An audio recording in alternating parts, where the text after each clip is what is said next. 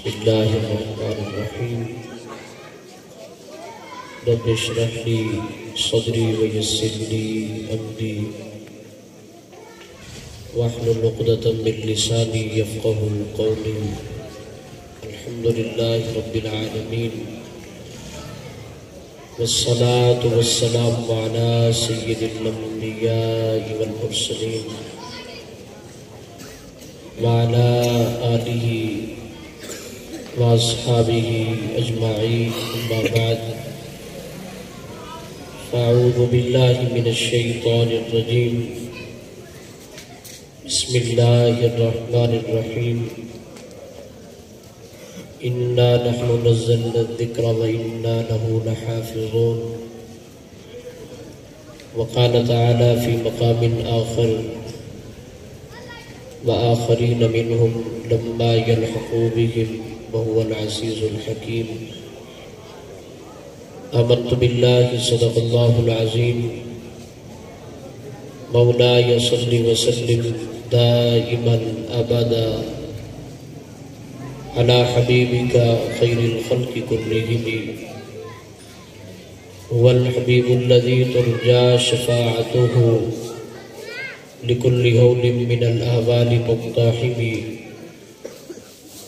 منزه عن شريك في محاسنه فجوهر الحسن فيه غير منقسم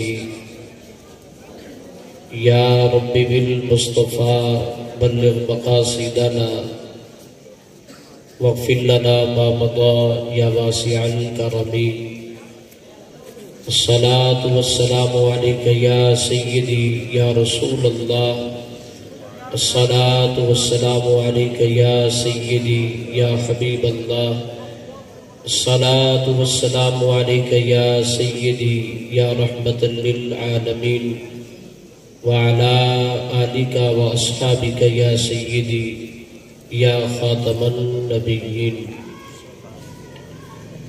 برکت محفل جملہ حفاظ کرام قرہ حضرات علماء اہل سنت بالخصوص بانی محفل و بانی ادارہ برادر مکرم حضرت مولانا قاری محمد اقبال سلطانی صاحب دامت برکاتہ العالیہ دیگر برادران اسلام حمد و صلاۃ و سلام کے بعد اللہ وحدہ لا شریک کے فضل و کرم اور حضور نبی پاک صاحب الاولاق صلی اللہ تعالی علیہ وآلہ وسلم کی نگاہ عنایت سے آپ سب حضرات اور بندہ ناچیز اس عظیم الشان انتہائی بابرکت اور باسعادت رات میں انتہائی بابرکت محفل میں شریک ہے۔ اللہ تبارک و تعالی منتظمین کے انتظام، معاونین کی معاونت، آپ سب حضرات کی تشریف آوری اور بندہ ناچیز کی حاضری کو اپنی بارگاہ میں شرف قبولیت عطا فرمائے۔ آج کی یہ بابرکت اور باسعادت محفل جامعہ کے طلباء کی دستار بندی، عظمت قرآن، عظمت دین اسلام اور پھر حسن اتفاق اور حسن انتخاب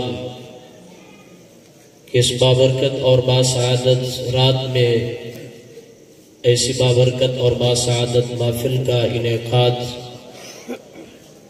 اللہ تبارک و تعالی نے حضرت انسان کو جو عزت، فضیلت، شرافت اور برتری عطا فرمائی ہے وہ علم کی دولت اور علم کی وجہ سے عطا فرمائی۔ جناب سیدنا آدم علیہ السلام آپ کی برتری اور فضیلت کا اظہار رب ذوالجلال نے جو ملائکہ کی جماعت پہ فرمایا وہ علم کی دولت کے ساتھ تھا۔ وَعَلَّمَ آدَمَ الْأَسْمَاءَ كُلَّهَا کہ رب ذوالجلال نے سیدنا آدم علیہ السلام کو علم کی دولت عطا فرمائی۔ ملائکہ کی جماعت نے اپنی ڈیوٹی اور اپنے متعلق یہ عرض کیا تھا، نحن نسبح بحمدک ونقدس لک، اے مالک تیری تسبیح، تیری تقدیس، بزرگی، عبادت کے لیے ہم کافی ہیں۔ اس لیے حضرت انسان کو تخلیق نہ فرما تو رب ذوالجلال نے جناب سیدنا آدم علیہ السلام کو تخلیق فرما کے علم کی دولت عطا فرمائی۔ یہ اس بات کی طرف اشارہ تھا کہ حضرت انسان کی تخلیق کا مقصد صرف تسبیح اور تحلیل، صرف حضرت انسان نے اپنی ذات کے لیے نہیں جینا، بلکہ کامل انسان وہ ہے جو دوسروں کے لیے جیتا ہے۔ حضرت انسان نے چونکہ اللہ تبارک و تعالیٰ کے بندوں کی تربیت کرنی تھی، جناب سیدنا آدم علیہ السلام آپ تو اللہ تعالیٰ کے نبی ہیں، پھر انبیاء کرام علیہ السلام کی سرپرستی میں ان سے فیض یاب ہونے والے ان کے امتی، وہ بھی دین اسلام کے تابع دار، دین اسلام کے خدمت گزار تھے۔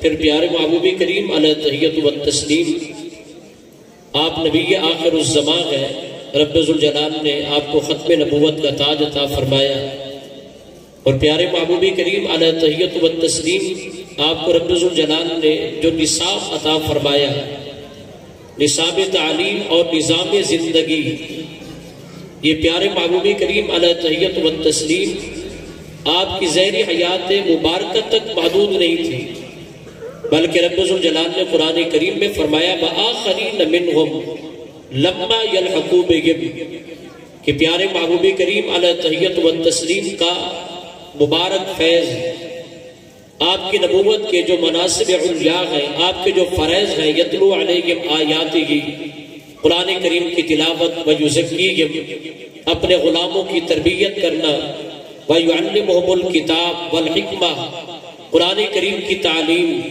حکمت کی تعلیم۔ رب ذوالجلال نے ارشاد فرمایا وآخرین منہم لما یلحقوا بہم، وہ بعد میں آنے والے کے جن کی بظاہر ملاقات ہمارے پیارے نبی کی ذات بابرکات سے نہیں ہوگی، یعنی وہ بعد والے زمانے میں آئیں گے۔ آپ اپنے مزار پر انوار کے اندر تشریف فرما ہوں گے، تابعین کی جماعت ہے، تبع تابعین کی جماعت ہے، اور آج ہم 15ویں صدی کے اندر موجود ہیں، تو رب ذوالجلال نے ارشاد فرمایا کہ ہمارے پیارے محبوب کا جو فیض ہے، آپ نے جو اپنی امت کو نصاب عطا فرمایا، نصاب تعلیم ہو یا نظام زندگی، اللہ تبارک و تعالیٰ نے فرمائے یہ پچھلوں کے اندر بھی باقی رہے گا، سینہ در سینہ، نقل در نقل، یہ سلسلہ قیامت تک جاری اور ساری رہے گا۔ جس طرح قیامت تک پیارے محبوب کریم کی نبوت باقی ہے، اسی طریقے سے قیامت تک نبی پاک علیہ السلام آپ کا بابرکت فیضان بھی باقی رہے گا۔ اللہ تبارک و تعالیٰ نے ایک انسان کو جو عظمت عطا فرمائی، وہ ساری عظمتیں، وہ ساری شانیں، وہ ساری رفعتیں اور بلندیاں عظمت قرآن کے ساتھ ہی وابستہ ہیں، کیونکہ نبی پاک علیہ السلام نے ارشاد فرمایا کہ رب ذوالجلال نے مجھ مصطفیٰ کو وحی بطور معجزہ عطا فرمائی، اوتی تو وحیاً، رب ذوالجلال نے تمام انبیاء کرام علیہ السلام کو معجزات عطا فرمائے، ان کے معجزات حصی معجزات تھے۔ حصی معجزات کا مطلب سامنے نظر آنے والے، محسوس ہونے والے معجزات۔ پیارے محبوب کریم علیہ التحیۃ والتسلیم آپ کے حصی معجزات کے ساتھ ساتھ رب ذوالجلال نے آپ کو ایک عقلی معجزہ ایسا عطا فرمایا کہ پیارے محبوب کریم علیہ التحیۃ والتسلیم کا وہ معجزہ قیامت تک باقی رہنے والا ہے۔ جس طرح ہر زمانے کے اندر نبی پاک کی نبوت باقی، کوئی زمانہ نبی پاک کی نبوت سے خالی نہیں، آپ کی رسالت سے خالی نہیں، اور کوئی مکان بھی آپ کی نبوت اور رسالت سے خالی نہیں، تو اسی طریقے سے پیارے محبوب کریم علیہ التحیۃ والتسلیم آپ کا وہ عظیم معجزہ ہر زمانے کے اندر وہ معجزہ موجود رہا، اب بھی موجود ہے، اور وہ معجزہ قیامت تک باقی رہے گا۔ وہ عظیم معجزہ کیا ہے؟ نبی پاک علیہ السلام کا پیارے محبوب نے فرمایا اوتی تو وحیاً، رب ذوالجلال نے اپنا پاک کلام قرآن مجید مجھ مصطفیٰ کو بطور معجزہ عطا فرمایا۔ قرآن مجید فرقان حمید یہ پیارے محبوب کریم علیہ تحیت و تسلیم آپ کی ذات بابرکات کا عظیم معجزہ ہے۔ معجزے کا مطلب کیا؟ عاجز کر دینے والی چیز۔ اور معجزے کے اندر یہ ہوتا ہے کہ اللہ تعالیٰ کے نبی، ان کا جو معجزہ ہے ولی کامل کی جو کرامت، وہ باقاعدہ اللہ تعالیٰ کے نبی چیلنج فرماتے ہیں۔ چیلنج کا مطلب یہ ہوتا ہے اگر کفار، مشرکین، منکرین یہ سمجھتے ہیں کہ نبی اور باقی لوگوں کے اندر کوئی فرق نہیں، تو اللہ تبارک و تعالیٰ اپنے نبیوں کو معجزات عطا فرما کے پھر وہ اللہ تعالیٰ کے نبی چیلنج کر کے فرماتے ہیں اگر تمہارے اندر بھی طاقت ہے، اگر پوری دنیا کے انسان برابر ہے، اگر پوری دنیا کی لکڑیاں عصا اگر برابر ہے، تو پھر سیدنا موسیٰ علیہ السلام آپ نے فرمایا آؤ میرے عصا کا مقابلہ کر کے دکھاؤ۔ اگر سب لکڑیاں برابر، ہر ہاتھ میں آنے والا عصا اگر برابر ہے، تو پھر سیدنا موسیٰ علیہ السلام آپ کے عصا مبارک کا مقابلہ کرو۔ پوری دنیا موسیٰ علیہ السلام آپ کے عصا مبارک کے سامنے عاجز آ گئی۔ یہ ہے معجزے کا مطلب۔ تو رب ذوالجلال نے اپنے پیارے محبوب کریم کو جو عظیم معجزہ قرآن کریم میں عطا فرمایا، قرآن ایسا عظیم معجزہ ہے کہ خود قرآن کریم نے یعنی رب ذوالجلال نے اپنے پاک کلام میں چیلنج فرمایا اپنے عظیم اس پاک کلام کے متعلق اور نبی پاک کے معجزے کے متعلق۔ اگر تمہیں شک ہے قرآن کریم کے اندر کہ قرآن اللہ کا کلام نہیں، یہ رب ذوالجلال کا اگر کلام نہیں، یا اگر کسی عام بشر کا یا کسی شاعر کا، جادوگر کا، یا اگر کسی نجومی کا، اللہ یعوذ باللہ یہ اگر تم کلام سمجھتے ہو تو پھر تم بھی تو فصیح عربی ہو، تم بھی تو مکے کے رہنے والے ہو، تمہارے اندر بھی بڑے بڑے فصیح موجود ہیں، بڑے بڑے بلیغ موجود ہیں، اور بڑے بڑے وقت کے شعراء تمہارے اندر بھی موجود ہیں۔ تو پھر رب ذوالجلال نے فرمایا چیلنج ہے۔ پہلے فرمایا فَأْتُوا بِعَشْرِ سُوَرٍ، فرمایا 10 صورتیں قرآن کریم کے برابر لے آؤ، قرآن مجید فرقان حمید کے برابر 10 صورتیں بنا کے لے آؤ۔ 10 صورتیں ان سے نہ بن پائی تو رب ذوالجلال نے پھر فرمایا فَأْتُوا بِسُورَةٍ مِّن مِّثْلِهِ، اگر 10 صورتیں نہیں بنا سکتے تو پھر ایک صورت بنا کے لے آؤ۔ اور سورت کے متعلق بھی رب ذوالجلال نے کوئی وضاحت نہیں فرمائی کہ سورہ بقرہ کے برابر سورت بنا کے لے آؤ۔ اللہ تبارک و تعالیٰ کے پاک قرآن میں سورۃ الکوثر بھی تو ہے، سورۃ العصر بھی ہے۔ رب ذوالجلال نے قرآن کریم کے اندر چیلنج فرمایا کہ کوئی ایک سورت بنا کے لے آؤ، اگر ایک سورت نہیں تو پھر ایک آیت کریمہ قرآن کریم کے برابر بنا کے لے آؤ۔ تو رب ذوالجلال نے فرمایا اگر تم سارے اپنے مددگار طلب کر لو پھر بھی قرآن کریم کا تم مقابلہ نہیں کر سکتے، قرآن کریم کی برابری نہیں کر سکتے۔ اب اس مقام پر امام قاضی ایاز مالکی رحمۃ اللہ علیہ الشفاء بتعریف حقوق المصطفیٰ کے اندر آپ رقم دراز ہیں، آخر کیا وجہ ہے وجوہ اعجاز، آخر قرآن کریم کے اعجاز اور معجزے ہونے کا اس کے اندر راز کیا ہے کہ وہ بڑے بڑے فصیح عربی دان ایک آیت کریمہ کے برابر وہ کیوں نہیں بنا کے لے آ سکے؟ ایک آیت کریمہ کے اندر کتنے الفاظ ہوں گے؟ اگر بڑی سی بڑی آیت کریمہ آپ لے لیں تو اس آیت کریمہ کے اندر 10 الفاظ، 20 الفاظ، 30 الفاظ تک ہوں گے۔ چھوٹی آیت کریمہ کے اندر 3 الفاظ بھی ہے، 4 الفاظ بھی ہے۔ اِنَّا أَعْطَيْنَاكَ الْكَوْثَرَ، یہ بھی آیت کریمہ ہے، اِنَّا أَعْطَيْنَا، پھر کاف ضمیر الکوثر۔ تو پھر امام قاضی ایاز مالکی رحمۃ اللہ علیہ فرماتے ہیں کہ جب قرآن نے چیلنج فرمایا ایک آیت کے برابر بنا کے لے آؤ، اگر آیت کے اندر 4 لفظ ہیں تو کیا ان کے اندر اتنی طاقت نہیں تھی کہ وہ 4 لفظ بنا کے لے آتے؟ 4 لفظ ہی تو بنانے تھے، وہ 4 لفظ بنا کے لے آتے، ایک آیت کریمہ کی مثل اس کے برابر بنا کے لے آتے، قرآن کریم کا کے مقابلہ کرتے، تو پھر وہ عاجز کیوں آ گئے؟ تو قاضی اعجاز مالکی رحمۃ اللہ علیہ دیگر محققین اہل اسلام نے فرمایا قرآن کریم کے اعجاز میں سے ایک یہ بھی قرآن کا اعجاز ہے، یہ قرآن کریم کا معجزہ ہے۔ جس طرح قرآن کریم کے اندر ہے تعلیف ایک حرف دوسرے حرف کے ساتھ، جیسے قرآن کے اندر جڑا ہوا ہے، اگر پوری دنیا جمع ہو جائے تو قرآن کریم کی ایک آیت تو دور کی بات ایک لفظ کے برابر اسی طریقے کا لفظ بھی نہیں بنا سکتا۔ نعرہ تکبیر، نعرہ رسالت، نعرہ خلافت، نعرہ حیدر۔ دیکھیں یہ سانس ہے، جب یہ سانس کٹتی ہے حرف بنتے ہیں، حرف سے پھر لفظ بنتا ہے، اس لفظ کو بھی کلمہ بھی کہتے ہیں، اس کلمے سے پھر کلام بنتا ہے۔ سب سے پہلے حرف ہے، پھر حرف جب آپس میں ملیں گے، حرف کے جڑنے کے بعد پھر جا کے لفظ بنتا ہے۔ تو قاضی ایاز مالکی رحمت اللہ علیہ فرماتے ہیں صرف حرفوں کو جوڑ دینا، ایک حرف کو دوسرے حرف کے ساتھ جوڑ دینا، کسی ایک لفظ کے اندر 3 حرفوں کا جمع کر لینا، فرمایا یہ کمال نہیں ہے، کمال یہ ہے کہ ان حروف کا آپس میں تعلق بھی ہو، پہلا حرف دوسرے حرف کے ساتھ اس کا تعلق ہو، پھر تیسرے کا دوسرے حرف کے ساتھ تعلق ہو، پھر اس کے اندر معنی، اس کے اندر مفاہیم، اس کے اندر اسرار اور رموز بھی موجود ہوں۔ دیکھیں ایک لفظ ہے الف لام میم، جن کو ہم حروف کہتے ہیں، حروف مقطعات، الف لام اور میم، بظاہر اس کے اندر 3 حرف ہے، لیکن اگر پوری دنیا جمع ہو جائے کہ الف لام میم کے اندر رب ذوالجلال نے اپنے پیارے مصطفیٰ کو پیغام کیا بھیجا، جبریل کیا لے کے آیا، الف سے کیا مراد، لام سے کیا مراد، میم سے کیا مراد، الف لام میم، ہا میم، کاف ہا یا عین صاد، یہ جتنے بڑے بڑے عربی دان تھے وہ بھی نہ سمجھ سکے کہ رب ذوالجلال نے پیغام کیا بھیجا اپنے پیارے مصطفیٰ کریم کی ذات مبارکات کی طرف۔ فرمایا یہ قرآن کریم کا معجزہ ہے،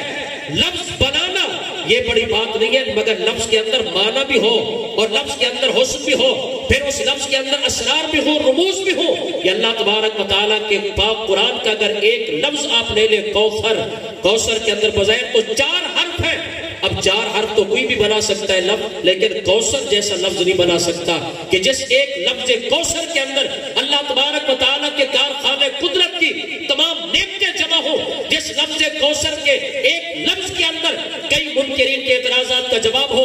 اگر کوئی نبی پاک کو نعوذ باللہ اب تر کہے اس کا جواب بھی کوثر، اگر کوئی نبی کو بے اختیار کہے اس کا جواب بھی لفظ کوثر، اگر کوئی نبی کو بے علم کہے اس کا جواب بھی لفظ کوثر، اگر کوئی نبی پاک کے صحابہ پہ اعتراض کرے تب بھی جواب لفظ کوثر، اگر کوئی نبی پاک کے خاندان پہ اعتراض کرے تب بھی لفظ کوثر۔ لفظ کوثر کے اتنے اسرار، اتنے مفاہیم ہیں کہ حضرت عبداللہ بن عباس جیسی ہستیاں، امام مجاہد آپ جیسے وقت کے مفسر، آپ نے فرمایا کہ لفظ کوثر کے اندر رب ذوالجلال نے اپنے محبوب کو خزانے کتنے عطا فرمائے، فرمایا ہم ان خزانوں کی انتہا تک نہیں پہنچ سکتے، بس لفظ کوثر کا ایک معنی سمجھ میں آیا الخیر کلہ، کہ رب ذوالجلال نے کل کی کل بھلائیاں اس لفظ کوثر کے اندر رکھ کے اپنے پیارے محبوب کی ذات مبارکات کو عطا فرمایا۔ یہ ہے تعریف قرآن کہ قرآن مجید فرقان حمید، اگر الف کو دیکھو ایسے محسوس ہوتا ہے کہ الف لام کی جان ہے، پھر اگر لام کا تعلق الف کے ساتھ دیکھو تو محسوس ہوتا ہے کہ لام کی جان الف ہے۔ اس طریقے سے حروف کا آپس میں ملنا یہ تالیف قرآن، فرمایا یہ بھی قرآن مجید فرقان حمید کے اعجاز میں سے ہے۔ کوئی آدمی کائنات میں، کوئی بشر اس کے اندر طاقت نہیں کہ قرآن کریم کے برابر ایک لفظ بھی بنا کے لے آئے کہ الفاظ کی ترتیب بھی ایسے ہو، پھر الفاظ کے اندر اسرار بھی ہو۔ اگر قرآن کریم کے ایک لفظ میں ایک ایک حرف کو اگر جدا بھی کر دو تو قرآن کریم کا ایک ایک حرف بھی بے فائدہ نہیں ہے، ایک ایک حرف کے اندر کئی اسرار بھی موجود ہیں اور کوئی رموز بھی موجود ہے۔ سبحان اللہ۔ پھر فرمایا کہ دوسرے نمبر پہ قرآن مجید فرقان حمید کی ایک آیت کریمہ کے برابر وہ کیوں نہیں بنا کے لا سکے، جن کے اگر آپ دیوان دیکھیں عربی زبان کے، آپ دیوان دیکھیں، دیوان حماسہ بھی ہے، متنبی بھی ہے، ہمارے مدارس کے اندر عربی ادب سیکھنے سکھانے کے لیے پڑھاتے بھی گئے، اتنے بڑے بڑے دیوان انہوں نے مرتب کر لیے، لیکن قرآن مجید فرقان حمید کا مقابلہ کیوں نہیں کر سکے۔ قرآن کریم کا چیلنج جس طرح نبی پاک کی زہری حیات طیبہ میں تھا، فَأْتُوا بِسُورَةٍ مِّن مِّثْلِهِ، وہی چیلنج آج بھی موجود ہے۔ آج بھی پوری دنیا کو اللہ کا پاک قرآن چیلنج فرماتا ہے، اگر تمہیں شک ہے اور پھر مقابلہ کرو، آج بھی مقابلہ کرو۔ قرآن مجید فرقان حمید کے برابر کوئی ایک آیت کریمہ، قرآن کریم کے برابر کوئی سورت بنا کے لے آؤ۔ قاضی ایاز فرماتے ہیں کہ دوسری اس کے اندر حکمت یہ ہے، اگر کوئی آدمی اپنا کلام لکھے یا کلام بنائے، اس کے اندر اہم چیز ہوتی ہے الفاظ کے بعد پھر الفاظ کا آپس میں جوڑنا۔ ایک لفظ دوسرے لفظ کے ساتھ جب جڑتا ہے کلام بنتا ہے۔ کلام بھی تب بنتا ہے بالاسناد، جب دو کلموں کے درمیان اسناد بھی ہو، نسبت بھی ہو۔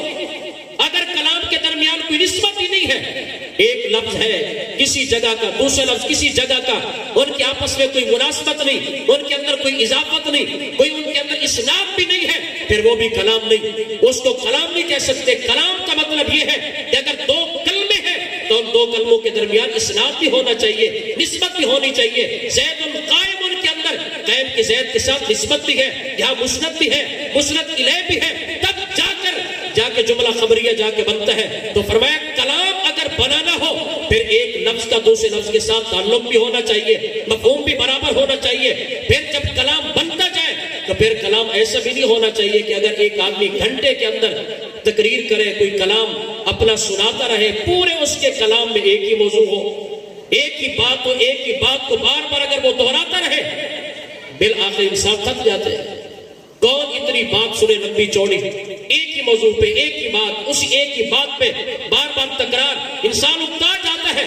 لیکن ہمارے ائمہ فرماتے ہیں کہ اللہ کا پاک قرآن ایسی کتاب ہے اگر کوئی آدمی تلاوت کرے، بے شک سننے والا، بے شک وہ سامع، حافظ بھی نہیں، قاری بھی نہیں، قرآن کریم کا ترجمہ بھی نہیں جانتا، نہ قرآن کریم کی تفسیر جانتا ہے، اسے پتہ نہیں کہ پڑھنے والا قاری جو پڑھ رہا ہے اس کا ترجمہ کیا ہے، مگر اس کے باوجود بھی وہ لذت محسوس کرتا ہے، خشوع محسوس کرتا ہے، ایک لذت، ایک چاشنی اپنے دل میں ایک عام ان پڑھ بھی محسوس کرتا ہے.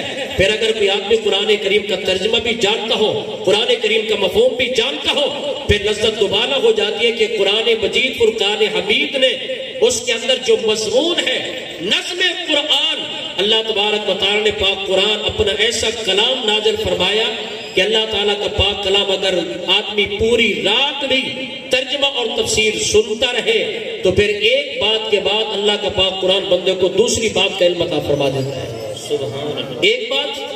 ایک بات کے بعد پھر دوسری بات، اس کے اندر اللہ کا پاک قرآن دوسرا علم عطا فرما دیتا ہے. آپ مثلا دیکھیں سورہ باقرہ کے اندر فرمایا ذالک الکتاب لا ریب فیہ، یہ ڈگری قرآن کریم کے متعلق. فرمایا ھدی للمتقین، یہ متقی لوگوں کے لیے ہدایت کا مرکز اور محور. پھر متقی لوگوں کی علامات کیا ہے؟ پہلی علامت رب ذوالجلال نے فرمایا الذین یؤمنون بالغیب. متقی کامل مومن کی علامت یہ ہے کہ مومن غیب پر ایمان رکھتا ہے. ایمان بالغیب. ایمان بالغیب کا کیا مطلب؟ اللہ تعالیٰ کی توحید پہ ایمان، اللہ کی ذات غیب، ملائکہ کی جماعت پہ ایمان، ملائکہ کی جماعت غیب، آسمانی کتابوں پہ ایمان، قرآن کریم ہمارے سامنے مگر باقی کتابیں ہمارے معاملے میں غیب، ملائکہ کی جماعت پہ ایمان، ملائکہ کی جماعت غیب، جنت پہ ایمان، جہنم پہ ایمان، پھر عالم برزخ قبر کے اندر سوال و جواب پہ ایمان ہے مگر معاملہ غیب کا، قیامت کا دن ہے، پل صراط ہے، میزان عدل ہے. یہ تمام چیزیں جن کے ساتھ انسان کے ایمان کا تعلق ہے. ضروریات دین آمنت باللہ سے لے کر والبعث بعد الموت تک آپ پڑھ کے دیکھیں، ان سب کا تعلق ہے غیب کے ساتھ. یعنی جب آدمی الذین یؤمنون بالغیب یہ پڑھتا ہے، کلمات طیبات، یہ لفظ تلاوت کرتا ہے، تو اس کا تعلق اگر وہ علم جانتا ہے، ترجمہ جانتا ہے، تفسیر جانتا ہے، تو اس کا دماغ کہاں ہوتا ہے؟ اللہ کی وحدانیت کی طرف، پھر ملائکہ کی جماعت کی طرف، پھر وہ آسمانوں کی سیر کرتا ہے، مقام سدرہ، پھر جنت کے 8 دروازے، لوح اور قلم، اللہ کا عرش اعظم، پھر عالم دنیا سے عالم برزخ کی طرف سیر کرتا ہے، عالم برزخ سے پھر قیامت کا دن آ جاتا ہے، پھر پل صراط، میزان عدل، حساب و کتاب.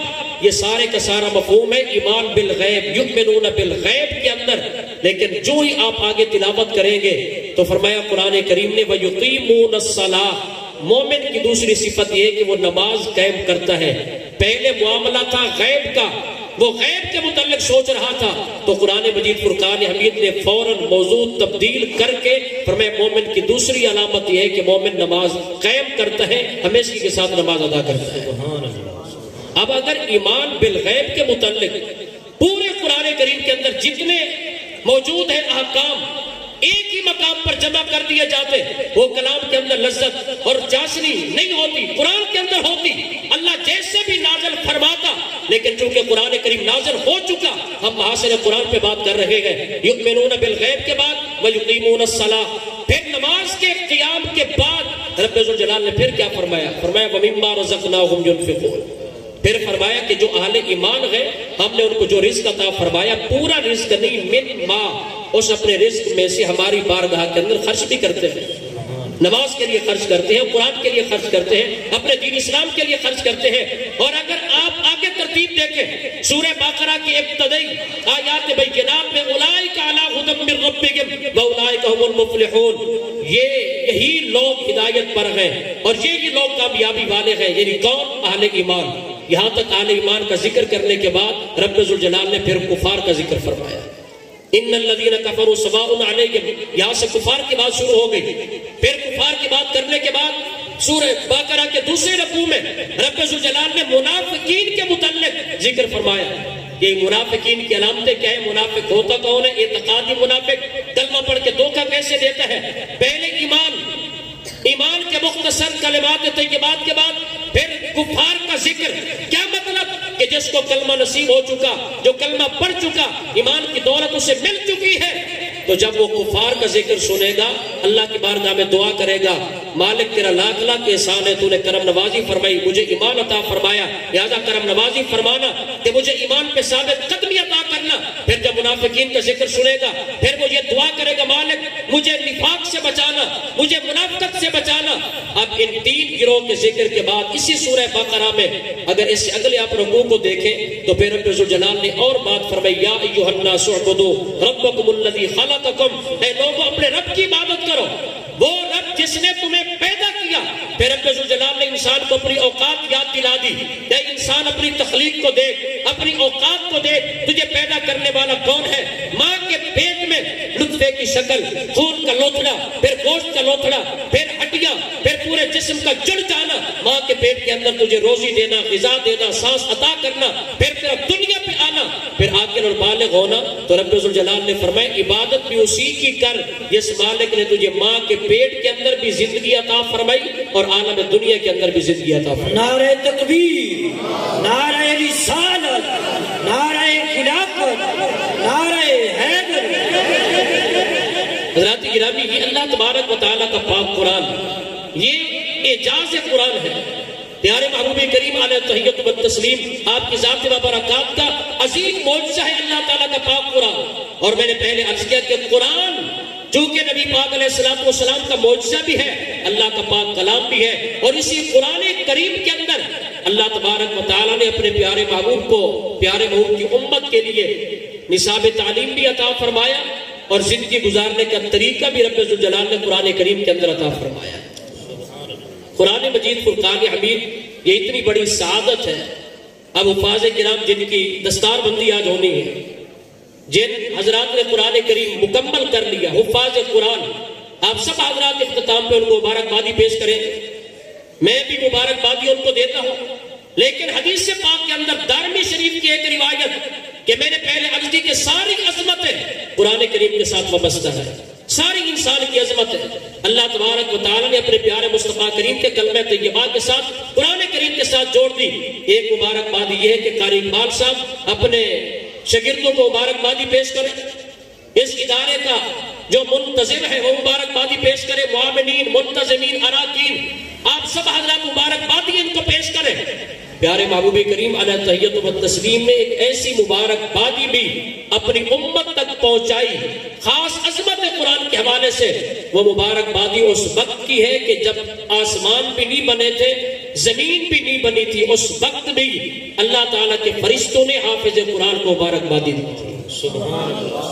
نبی پاک علیہ السلام نے فرمایا، حضرت سیدنا ابو ہریرہ رضی اللہ تعالیٰ عنہ سے روایت ہے، ان اللہ عز وجل قرأ طٰہٰ و یاسین قبل ان یخلق السماوات والارض بألف عام، کہ اللہ تبارک و تعالیٰ نے ملائکہ کی جماعت کے سامنے کس وقت؟ فرمایا ابھی آسمان نہیں بنے تھے، آسمانوں کی تخلیق سے پہلے، زمین کی تخلیق سے بھی پہلے، آسمان اور زمین کی تخلیق نہیں ہوئی تھی. رب ذوالجلال نے سورہ طٰہٰ اور سورۃ یاسین کی تلاوت فرمائی. اور پھر یہ ایک الگ موضوع ہے، یہ اللہ تبارک و تعالیٰ کا پاک کلام ہے، قرآن کریم ہے. اللہ تعالیٰ کی ذات بھی ازلی قدیم ذات، اللہ تبارک و تعالیٰ کی صفات بھی قدیم ہے. لیکن یہ تو ماننا پڑے گا کہ سورہ طٰہٰ کے اندر یہ طٰہٰ کا تاج تو میرے محبوب کا ہے، سورہ یاسین کے اندر سحر ہے تو پیارے محبوب کریم علیہ التحیۃ والتسلیم آپ کی ذات مبارکات کے ہیں. یاسین والقرآن الحکیم انک لمن المرسلین، اے سید نبی، سردار نبی، والقرآن الحکیم، حکمت والے قرآن کی قسم، بے شک آپ البتہ تحقیق اللہ تعالیٰ کے رسولوں میں سے ہیں. تذکرہ تو ہمارے نبی کا ہے. طٰہٰ ما انزلنا علیک القرآن لتشقیٰ، اے طٰہٰ کے تاج والے پیارے نبی، ہم نے قرآن اس لیے نازل تو نہیں فرمایا کہ آپ مشقت میں پڑ جائیں، آپ پوری پوری رات عبادت میں کھڑے رہیں، آپ کے پاؤں مبارک پہ برم آ جائے. طٰہٰ کے اندر بھی ذکر میرے نبی کا، میرے نبی کی امت کا، نبی پاک کی امت کے لیے احکام کا یاسین کے اندر بھی تذکرے پیارے مصطفیٰ کریم کے تھے. علماء کرام تشریف فرما ہے صفت بعد میں ہوتی ہے موصوف مقدم ہوتا ہے. رب ذوالجلال نے اس وقت طٰہٰ اور یاسین تلاوت فرمائی, ابھی آسمان بھی نہیں بنے تھے اور زمینیں بھی نہیں بنی تھی. اس وقت پتہ چلتا ہے کہ طٰہٰ اور یاسین اگر یہ صورتیں اس وقت موجود تھی, اگر صفت موجود تھی تو موصوف بھی اپنے جلووں کے ساتھ اللہ تعالیٰ کے قرب خاص کے اندر تشریف فرما تھا. نعرہ تکبیر, نعرہ رسالت, نعرہ خلافت, نعرہ حیدری. 1000 سال پہلے یہ خبر نبی پاک علیہ السلام نے عطا فرمائی. اور میں آسمان و زمین کی تخلیق سے 1000 سال پہلے اللہ تبارک و تعالی نے جب سورہ طٰہٰ, سورۃ یاسین رب ذوالجلال نے تلاوت فرمائی, سمعت الملائکۃ القرآن, اس وقت خوش نصیب کون تھے قرآن کریم سننے والے, قرآن کریم کی یہ تلاوت سماعت کرنے والے کون تھے؟ فرمایا پیارے محبوب نے ملائکہ کی جماعت میں قرآن کریم سنا, سورہ طٰہٰ سنی, سورۃ یاسین سنی. ملائکہ کی جماعت نے جب یہ کلمات طیبات قرآن کریم سنا تو فرشتوں نے عرض کی طوبیٰ لأمۃ ینزل ھذا علیہا. ملائکہ کی جماعت نے اس وقت کہا مبارکباد اس امت کے لیے کہ جس امت کی رہنمائی کے لیے ان کے نبی پر اس قرآن کو نازل کیا جائے گا. مبارکبادی طوبیٰ, خوش قسمت ہے وہ امت کہ جس امت کی رہنمائی کے لیے, جس امت کے معاملات کے لیے, دیکھیں کتنی بڑی یہ سعادت ہے امت کے لیے. آپ تجارت کرنا چاہتے ہیں, تجارت کے اصول اللہ تبارک و تعالی نے آپ کے لیے آسمان سے قرآن کی صورت میں نازل فرمایا. یہ کم سعادت ہے. ایک آدمی تجارت کرے, 15ویں صدی کے اندر تجارت کرے, فتح پر شہر میں تجارت کرے, تجارت یہ کرنا چاہتا ہے اپنی ذات کے لیے, اپنے بچوں کے لیے پیسہ کمانا چاہتا ہے. لیکن اے مسلمان, اے کلمہ گو, نبی پاک کا غلام, اے اہل ایمان, اپنی سعادت دیکھو. اس تجارت کے متعلق اصول رب ذوالجلال نے قرآن کریم کے ذریعے اپنے پیارے مصطفیٰ کریم کی ذات پر نازل فرمائے. تو جب مومن قرآن کو اٹھاتا ہے, قرآن کو پڑھتا ہے, اے قرآن کیونکہ تو نبی پاک کا معجزہ ہے, میرے لیے کتاب ہدایت, میں تجارت کرنا چاہتا ہوں, اے قرآن تو بتا تجارت کیسے کرو, میرے لیے کیا حلال ہے کیا حرام. تو اللہ کا پاک قرآن فرماتا ہے احل اللہ البیع وحرم الربا. اے پیارے مصطفیٰ کریم کا غلام, اللہ نے تیرے لیے بیع حلال کی ہے اور تیرے لیے سود کو حرام فرما دیا ہے. یہ بیع کی علت, تجارت کی علت رب ذوالجلال نے آسمانوں سے نازل فرمائی. اور پھر ربا, سود کی حرمت, یہ بھی رب ذوالجلال نے نازل فرمائی. پھر بیع شرا کے اندر دھوکہ نہیں کرنا, بیع شرا کے اندر کسی کو دھوکہ نہیں دینا. پھر دیگر معاملات رب ذوالجلال نے قرآن کریم کے اندر نازل فرمائے. کس لیے؟ اس امت کے لیے, نبی پاک علیہ السلام آپ کی امت کے لیے رب ذوالجلال نے یہ کتاب ہدایت عطا فرمائی. تو اسی وجہ سے ملائکہ کی جماعت نے اس وقت کہا طوبیٰ لأمۃ, مبارکبادی دیتے ہیں ہم فرشتے اس امت کو کہ جس امت کی خاطر اس پاک قرآن کو نازل کیا جائے گا. ابھی قرآن کریم نازل تو نہیں ہوا. نبی پاک علیہ السلام آپ تو عالم بشریت میں, آپ تمام نبیوں سے بعد میں ہیں, آپ تو خاتم النبیین ہیں. ابھی تو سیدنا آدم علیہ السلام, آپ کی تخلیق, آدم علیہ السلام کی نبوت اللہ تعالیٰ نے پاک قرآن نازل بعد میں فرمایا. میرے کریم آقا کی ذات پہ قرآن نازل ہوا. پھر نبی پاک کی زہری حیات طیبہ میرے کریم آقا نے پردہ فرمایا. تابعین کا زمانہ, تبع تابعین کا زمانہ, آج دیکھو 1450 سال گزر چکے. اتنی صدیوں کے بعد اگر اس ادارے میں, جامعہ ضیاء الاسلام میں, اگر ایک بچے نے قرآن کریم پڑھا, اگر قرآن کریم کو یاد کیا, اگر قرآن کریم پہ عمل کیا, اس نے پڑھا, آج ہے نبی پاک کا امتی. مگر اللہ تعالیٰ کے فرشتوں نے مبارکبادی اس وقت دی تھی کہ جب آسمان بھی نہیں بنے تھے, ابھی زمین بھی نہیں بنے. دوسری مبارکباد, پہلی مطلقاً ساری امت کے لیے مبارکباد, اس لیے کہ قرآن کریم کسی ایک خاص فرد کے لیے نہیں اترا. یہ ضروری نہیں کہ قرآن مجید فرقان حمید کسی ناظر خان کے لیے ہو, یا قرآن کریم پہ عمل حافظ قرآن نے کرنا ہے, یا قرآن کریم کے احکام صرف ایک عالم دین کے لیے, مدرسے کے لیے, مسجد کے لیے, ممبر اور محراب کے لیے نہیں. قرآن کریم نبی پاک علیہ السلام پوری آپ کی امت کے لیے ہدایت کا مرکز ہے, ہدایت کا محور ہے. عقائد سے لے کر اپنے زندگی کے معاملات تک ہر چیز کا مفصل تذکرہ اسی قرآن کریم کے اندر موجود ہے. تو پہلے ملائکہ کی جماعت نے پوری امت کو مبارکبادی دی. پھر دوسرے نمبر پہ فرشتوں نے اس وقت کہا طوبیٰ لأجواف تحمل ھذا, مبارکباد کے مستحق ہے وہ سینے کہ جن سینوں کے اندر یہ پاک قرآن محفوظ ہوگا. مطلقاً پوری امت مبارکبادی کے مستحق ہے. آپ سب حضرات جتنے بھی تشریف فرما ہیں آپ کسی نہ کسی حوالے سے قرآن کریم کے ساتھ منسلک ہے. اگر آپ کا بیٹا حافظ قرآن نہیں تو کم از کم آپ حافظ قرآن بنانے میں کردار تو آپ نے ادا کیا ہوگا. اگر آپ نے چندہ دیا، مدرسے کی خدمت کی، آپ نے گندم دی، عشر دیا، آپ نے زکات دی، ایک حافظ قرآن اگر آپ نے بنا دیا، ایک حافظ قرآن کا اگر ماہانہ خرچہ 3000 کے قریب ہے، 4000 کے قریب، ایک آدمی کہتا ہے کہ میں ایک بچہ قرآن کریم کا حافظ بنانا چاہتا ہوں. میرا بیٹا تو قرآن کا حافظ نہیں بن سکا لیکن میں چاہتا ہوں کہ کوئی ایک بچہ، وہ بے شک کسی کا بیٹا ہو مگر وہ اسلامی بیٹا میرا بھی تو ہے، میں ایک بچہ حافظ قرآن بنانا چاہتا ہوں. مجھے بتاؤ سلطانی صاحب ایک ماہ کا ایک طالب علم کا کتنا خرچہ ہے؟ ان نے بتایا 5000 6000. آج کل مہنگائی کے دور کے مطابق جتنا بھی خرچہ ان نے بتایا تو انہوں نے کہا کہ ایک طالب علم کا خرچہ ماہانہ میں کیا کروں گا. ایک طالب علم کا وہ خرچہ دیتے رہے، بچہ 2 سال بعد 3 سال بعد 1.5 سال کے بعد وہ بچہ حافظ قرآن بن گیا.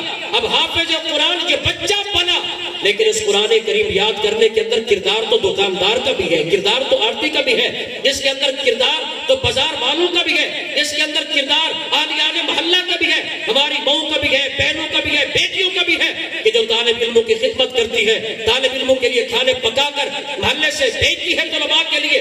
ہر حوالے سے چونکہ تعلق ہر ایک کا قرآن کے ساتھ ہے، ہر ایک کا مرکز قرآن کریم ہے. تو پہلی مبارکبادی پورے مجمع والوں کے لیے تو بال امت، پوری امت تو مبارکبادی.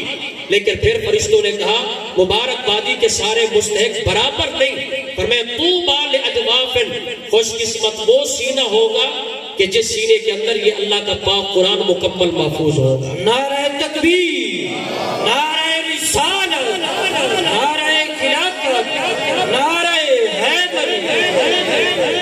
قرآن مجید فرقان حمید مکمل حفظ کرنا، مکمل یاد کرنا، یہ قرآن مجید فرقان حمید کی جو حفاظت ہے رب ذوالجلال نے اپنے ذمہ کرم پہ لازم فرمائی. اِنَّا نَحْنُ نَزَّلْنَا الذِّكْرَ وَإِنَّا لَهُ لَحَافِظُونَ. رب ذوالجلال نے فرمایا ہم خود قرآن کے محافظ ہیں.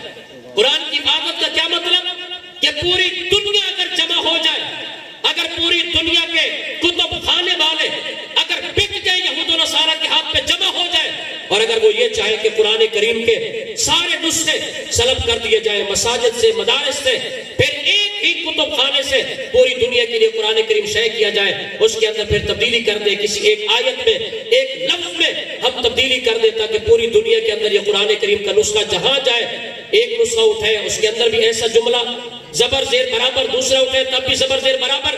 اگر پوری دنیا متحد ہو کر بھی اگر قرآن کریم کے ایک زبر اور زیر میں اگر تبدیلی کرنا چاہے تب بھی نہیں کر سکتے. کیوں؟ اس لیے کہ وہ کاغذ کے ٹکڑے پہ زبر کی جگہ زیر تو لکھ سکتے ہیں مگر سلطانی صاحب کے دل میں جو پاک قرآن ہے اس دل کے اندر کون تبدیلی کر سکتا ہے؟ سبحان اللہ، سبحان اللہ. حافظ قرآن کے دل کے اندر جو قرآن کریم موجود ہے ان کے دل کے اندر کون کھرچ سکتا ہے؟ الحمدو کی دال پر جب پیش ہے تو دل کے اندر جو قرآن کریم محفوظ ہے اس دل کے اندر کون کھرچ سکتا ہے؟ یہ قرآن کریم کی حفاظت رب ذوالجلال نے خود کرنی ہے مگر رب ذوالجلال نے فوجیں تیار فرمائی، رب ذوالجلال نے اپنے بندوں کو یہ ساتھی عطا فرمائی. قرآن کریم کو حفظ کرنا، حافظ قرآن نے قرآن کریم کو حفظ کیا، گویا کہ قرآن کریم کے الفاظ محفوظ ہو گئے. پھر حفظ قرآن کے بعد عالم دین نے قرآن کریم کا ترجمہ پڑھا، قرآن کریم کی تفسیر پڑھی کہ اللہ تعالیٰ کا پاک قرآن فرماتا کیا ہے، رب ذوالجلال نے حکم کیا فرمایا قرآن کریم میں. آپ نے اتنا پڑھا یا ایھا الذین آمنوا ادخلوا فی السلم کافہ. اب یہ کلمات طیبات تو ہے، اب عالم کو پتہ چلے گا کہ ان کلمات میں رب ذوالجلال نے فرمایا کیا ہے. آپ نے قرآن کریم کے کلمات پڑھے، حافظ قرآن نے پڑھا ثم اورثنا الکتاب الذی اصطفینا من عبادنا. یہ الفاظ تو حافظ قرآن نے پڑھ لیے مگر یہ پتہ نہیں کہ رب ذوالجلال نے ان کلمات میں خود حافظ کی کتنی شان بیان فرمائی. تو پھر اس کے بعد جو قرآن کے اندر ترجمہ ہے، قرآن کی جو تفسیر ہے، قرآن کے اندر جو راز ہے، جو احکام ہے، یہ بیان کرے گا عالم. تو لہذا قرآن کے الفاظ محفوظ ہوئے حافظ قرآن کے ذریعے، قرآن کریم کا ترجمہ اور تفسیر اس کی خدمت ہوئی عالم کے ذریعے کہ عالم قرآن کریم کا ترجمہ اور تفسیر ہر زمانے کے اندر بیان کرتا رہے گا. اور پھر قرآن کریم کے اندر جس طرح ظاہر ہے اسی طرح قرآن کریم کے اندر باطنی علم بھی ہے. تو قرآن کریم کے جو اسرار ہیں، جو رموز ہیں، جو باطنی علوم ہیں، اللہ تبارک و تعالی نے ان کی حفاظت کے لیے اولیاء کاملین کی جماعت کو پیدا کروا دیا. اولیاء کاملین جو طریقت کے بادشاہ ہوتے ہیں، طریقت کے شاہ سوار ہوتے ہیں، یعنی کہ پاس ظاہری علم بھی ہوتا ہے اور ساتھ طریقت کا علم بھی. اب دیکھیں اس حدیث پاک کے مطابق طوبہ، دوسری مبارکبادی ان سینوں کے لیے کہ جن سینوں کے اندر قرآن کریم محفوظ ہوگا. تیسرے نمبر پہ ملائکہ کی جماعت نے یہ کہا طوبہ لألسنۃ تتکلم بہذا، فرمائے مبارکباد ہے ان زبانوں کے لیے کہ جن زبانوں پہ پاک قرآن کی تلاوت ہوگی. یعنی اگر کوئی آدمی حافظ نہیں ہے، ناظر پڑھ سکتا ہے، تو وہ بھی مبارکباد کا مستحق ہے، وہ بھی قرآن کریم کی تلاوت کر رہا ہے. تو یہ وہ مبارکبادی ملائکہ کی جماعت نے آسمان و زمین کی تخلیق سے 1000 سال پہلے مبارکبادی دی. آج کے ان بچوں کو پھر زمانہ گزرتا رہا، نبی پاک علیہ السلام کی جلوہ گری ہوئی، پھر نبی پاک غیب دان نبی نے اس بات کو بیان کیا اپنے غلاموں کے سامنے. پھر حضرت ابو ہریرہ پاک آپ نے روایت کی، آگے تابعین کی جماعت کو بتایا. پھر چلتے چلتے یہ آسمانی جو ہے مبارکبادی ملائکہ کی جماعت کی مبارکبادی آج اس ادارے تک پہنچی. اللہ تبارک و تعالیٰ نے ان بچوں کو کتنی بڑی سعادت عطا فرمائی کہ جن بچوں نے اپنے سینے کے اندر قرآن مجید فرقان حمید کو محفوظ کر لیا ہے. حضرات گرامی، قرآن مجید فرقان حمید اس قرآن کے نازل ہونے کا جو اصل مقصد ہے، آج کی بابرکت اور باسعادت رات کے حوالے سے حضرت سیدنا سفیان رضی اللہ تعالی عنہ آپ فرمایا کرتے کہ ایک قرآن کریم کی آیت کریمہ جب سے اتری میں نے سنی، اس وقت سے مجھے کبھی سکون نہیں آیا. ہمیشہ مجھے کبھی سکون میسر نہیں آیا. سکون سے کیا مطلب؟ سکون سے مراد یہ ہے کہ خوف، ہیبت اور دل کے اندر اللہ تبارک و تعالیٰ کی خشیت اتنی زیادہ بھر گئی کہ میں مطمئن ہی نہیں ہوتا. تو آپ سے پوچھا گیا کون سی آیت کریمہ؟ آپ نے فرمایا قل یا اہل الکتاب لستم علی شیء حتی تقیموا التوراۃ، کہ رب ذوالجلال نے فرمایا اے اہل کتاب تم کچھ بھی نہیں ہو، لستم علی شیء، تم کچھ بھی نہیں، تمہاری کچھ اوقات ہی نہیں، حتی تقیموا التوراۃ، یہاں تک کہ تم تورات کو قائم کر لو اپنے اوپر. اگر تم تورات کو اپنے اوپر قائم کر لیتے، یعنی جو کچھ تورات میں رب ذوالجلال نے حکم فرمایا، تورات بھی پڑھتے، تورات کے حکام پہ عمل بھی کرتے، انجیل بھی پڑھتے اور انجیل کے حکام پہ عمل بھی کرتے، پھر تو تم کچھ نہ کچھ تھے. لیکن جب تم نے تورات کو مد نظر نہیں رکھا، تورات پہ عمل نہیں کیا، تورات کو تم نے محفوظ نہیں رکھا، تورات کے جو احکام تھے موسیٰ علیہ السلام پہ نازل ہوئے، جب تم نے ان احکام پہ عمل نہیں کیا تو رب ذوالجلال نے فرمایا لستم علی شیء، اب تم بے عمل ہو، تمہارا تورات سے کوئی تعلق نہیں، لہذا تم کچھ بھی نہیں ہو، تمہاری کوئی اوقات نہیں. حضرت سفیان رضی اللہ تعالی عنہ آپ فرمایا کرتے یہ تو اہل کتاب کے متعلق ہے قرآن کریم کے اندر. تو جس امت کو قرآن جیسی عظیم کتاب ملے، وہ قرآن کہ جو ہر زمانے کے اندر محفوظ ہو، وہ پاک قرآن کے جس کے اندر ہر خشک و تر کا ذکر بھی ہو، تمام غیوبات کا ذکر بھی ہو، ہدایت کا مرکز اور محور بھی ہو، اگر اہل کتاب تورات اور انجیل کو چھوڑ دے تو وہ کچھ نہیں. تو جو امت قرآن جیسی کتاب کو چھوڑ دے، قرآن پہ عمل نہ کرے، تو کل بروز قیامت اس امت کا کیا حشر ہوگا. یعنی آپ فرمایا کرتے کہ کامیاب وہ ہے کہ جو قرآن کریم کو اپنے اوپر قائم کرتا ہے. قرآن مجید فرقان حمید قائم کرنے کا مطلب کیا؟ قرآن مجید فرقان حمید کے حکام پہ عمل کرنا، قرآن کریم نے جو عقیدہ عطا فرمایا اس عقیدے پہ عمل کرنا، قرآن کریم نے جو توحید عطا فرمائی اس توحید پہ اتنا کار بند رہنا کہ نبی پاک نے فرمایا وَإِن قُتِلْتَ وَحُرِّقْتَ، اگر تمہیں جلا دیا جائے، قتل کر دیا جائے، ایک طرف وہ اللہ تعالیٰ کی توحید اور دوسری طرف وہ تمہاری جان، تو نبی پاک نے فرمایا قتل ہو جانا گوارا کر لینا مگر اللہ تعالیٰ کی توحید کو نہ چھوڑنا، کلمہ طیبہ کو نہ چھوڑنا. قرآن کریم نے جو مقام نبوت عطا فرمایا، جو مقام نبوت کو شان عطا فرمائی، عظمت عطا فرمائی، حکمت عطا فرمائی کہ نبی کا مرتبہ اور مقام کتنا ہے. قرآن کریم کے قائم کرنے کا مطلب انبیاء کرام علیہ السلام ان کی نبوت اور ان کی شان کا اقرار کرنا. پھر اللہ تعالیٰ نے انبیاء کرام علیہ السلام کے توسط سے صحابہ کی جماعت کو، تابعین کی جماعت کو، نبی پاک کے گھرانے کو، اہل بیت کرام، ازواج مطہرات کو جو مرتبہ اور مقام عطا فرمایا، ان تمام عقائد اور نظریات پہ یقین کامل کرنا ان عقیدوں کو اپنے اوپر قائم کر لینا، دل میں جگہ دینا. پھر اس کے بعد اللہ تعالیٰ نے قرآن کریم کے اندر جو احکام نازل فرمائے ان احکام کو اپنے آپ پہ لاگو کرنا، یہ ہے قرآن کریم پہ عمل کرنا. قرآن مجید فرقان حمید کے احکام، قرآن کریم کے احکام کیا ہے کہ رب ذوالجلال نے فرمایا یا ایھا الذین آمنوا، اے ایمان والو، اطیعوا اللہ، اللہ تعالیٰ کی اطاعت کرو. اللہ تعالیٰ کی اطاعت کا کیا مطلب؟ اللہ تبارک و تعالیٰ کے تمام فرمودات عالیہ پہ عمل کرو. واطیعوا الرسول، اور نبی پاک علیہ الصلوۃ والسلام آپ کی ذات مبارکات کی اطاعت کرو. رب ذوالجلال نے قرآن کریم کے اندر شراب سے منع فرمایا. قرآن کریم کے احکام لاگو کرنے کا مطلب کہ شراب کو چھوڑ دیا جائے، صاحب ایمان شراب کے قریب نہ جائے. رب ذوالجلال نے قرآن کریم کے اندر بدکاری سے منع فرمایا، لا تقربوا الزنا. قرآن قائم کرنے کا مطلب ایک صاحب ایمان کلمہ گو بدکاری کے قریب نہ جائے. رب ذوالجلال نے قرآن کریم کے اندر فرمایا یا ایھا الذین آمنوا لا تأکلوا الربا، اے ایمان والو سود نہ کھانا. اب قرآن کریم کے احکام لاگو کرنے کا مطلب آدمی یہ کہے کہ میں مر تو سکتا ہوں مگر میں سود نہیں کھا سکتا. رب ذوالجلال نے قرآن کریم میں فرمایا یوصیکم اللہ فی اولادکم للذکر مثل حظ الانثیین. اللہ تمہیں وصیت کرتا ہے کہ جہاں بیٹے کو اپنی وراثت سے تم حصہ دو تو اپنی بیٹی کو بھی وراثت سے حصہ دینا. اے اللہ کا پاک قرآن یہ کہے کہ بیٹے بھی تمہاری وراثت کے اندر شریک ہے، لیکن اگر کوئی آدمی اپنی بیٹی کو وراثت سے محروم کر دے، اپنے کسی بیٹے کو وراثت سے محروم کر دے، جو وراثت حقدار ہے اس حقدار کے متعلق کاغذات کے اندر غبن کرے، دھوکہ کرے، تو یہ قرآن کریم کو اس نے اپنے اوپر قائم نہیں کیا. رب ذوالجلال نے جو رشتے حرام فرمائے اور رشتوں کا تقدس پامال کر دے، یہ قرآن کریم کو اس نے اپنے اوپر قائم نہیں کیا. رب ذوالجلال نے فرمایا اقیموا الصلاۃ، نماز قائم کرو. کلمہ تو پڑھتا ہے مگر نماز نہیں پڑھتا، اس نے قرآن کریم کے احکام کو اپنے اوپر لاگو نہیں کیا. رب ذوالجلال نے فرمایا آتوا الزکاۃ، زکات ادا کرو. کلمہ تو پڑھتا ہے مگر زکات نہیں دیتا. اس کا مطلب یہ کہ اس نے قرآن کو مانا ہے مگر قرآن کریم کو اپنے اوپر لاگو نہیں کیا. کامیابی اور کامرانی ہر انسان کی پوری امت کی اگر ہے تو وہ قرآن کریم کے اندر ہے. جو آدمی مکمل قرآن کریم کو مانتا بھی ہے، عقائد کی تصدیق بھی کرتا ہے اور قرآن کریم کو اپنی ذات پہ لاگو بھی کر دیتا ہے، تو اللہ تبارک و تعالیٰ ایسے دنیا اور آخرت کے اندر کامیابی اور کامرانی عطا فرما دے. نعرہ تکبیر، نعرہ رسالت، نعرہ خلافت، نعرہ حیدری، نعرہ غوثیہ، علماء اہل سنت.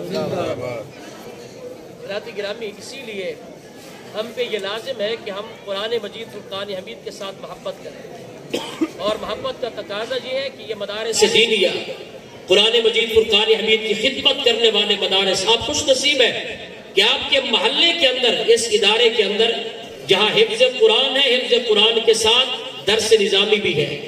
یعنی صرف آپ کے بچے حافظ نہیں بنتے، ساتھ عالم دین بھی بنتے ہیں. یعنی قرآن مجید فرقان حمید کے فیوزات، برکات، ترجمہ اور قرآن کریم کی تفسیر، نبی پاک علیہ الصلوۃ والسلام کی فرمودات عالیہ، پھر اس کے ساتھ عصری تعلیم کہ آپ کا بچہ اگر حافظ قرآن بن جائے، عالم دین بن جائے، اگر اس کو موقع ملے کسی غیر مسلم کے ساتھ گفتگو کرنے کا، اگر باہر جانے کا موقع ملے تو اس کے پاس دنیاوی تعلیم بھی ہو تاکہ آسان طریقے سے کلام بھی کر سکے، سمجھا بھی سکے اور قرآن کریم کا پیغام بھی پہنچا سکے.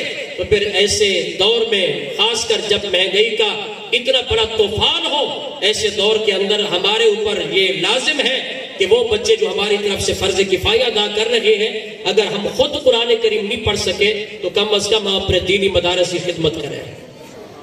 دینی مدارس کی خدمت کریں، زکوٰۃ کے ذریعے، صدقات کے ذریعے. اب عشر کا موسم آنے والا ہے، عشر کے ذریعے اور دیگر اپنے نفلی صدقات کے ذریعے اپنے دینی مدارس کی ہمیں خدمت کرنی چاہیے، بڑھ چڑھ کے. اس لیے کہ دینی مدارس کی خدمت کرنے سے یہ احسان موتمم یا بانی پر نہیں ہوتا، بلکہ اس کے اندر در حقیقت انسان اس وراثت کی خدمت کر رہا ہوتا ہے جو اللہ تبارک و تعالی نے نبی پاک کے ذریعے اس امت کو قرآن والی وراثت عطا فرمائی. تو جو نبی پاک علیہ الصلوۃ والسلام کی وراثت ہے قرآن مجید فرقان حمید، یہ دینی مدارس نبی پاک علیہ الصلوۃ والسلام کی وراثت کا یہ مرکز ہے، نبی پاک کے فیضان کا یہ مرکز ہے. یہاں سے قرآن مجید فرقان حمید کا پیغام عام ہوتا ہے. ممبر اور محراب سے قرآن مجید فرقان حمید کہ آپ کو فیوز و برکات نصیب ہوتے ہیں. آپ حضرات اپنے ادارے کے ساتھ جس طرح پہلے منسلک ہیں پھر بھی اپنے ادارے کے ساتھ منسلک رہیں اور آج کی اس بابرکت اور باسعادت رات میں رجوع اللہ کریں۔ علام مستغفر، ممالک فرماتے ہیں کوئی ہے بخشش طلب کرنے والا، اپنے گناہوں کی معافی مانگنی چاہیے، توبہ کرنی چاہیے، استغفار کرنی چاہیے، اللہ تبارک و تعالیٰ کی بارگاہ کے اندر گڑ گڑا کر دعائیں مانگنی چاہیے۔ تو رب ذوالجلال نے آج خاص کرم نوازی یہ فرمائی کہ ایسی بابرکت رات میں ہمیں اللہ تبارک و تعالیٰ نے اپنے پاک کلام قرآن مجید فرقان حمید جیسی بابرکت کتاب پڑھنے سننے، قرآن مجید فرقان حمید کے حفاظ ان کی زیارت اللہ تبارک و تعالیٰ جو ہمیں نصیب فرمائی، یقیناً اس بابرکت اور باسعادت رات کی رحمت کا جو وافر حصہ ہے وہ اللہ تبارک و تعالیٰ نے ہم سب کو نصیب فرمایا۔ باقی فیوز و برکات بھی رب ذوالجلال ہم سب کو نصیب فرمائے، آمین وما علیہ۔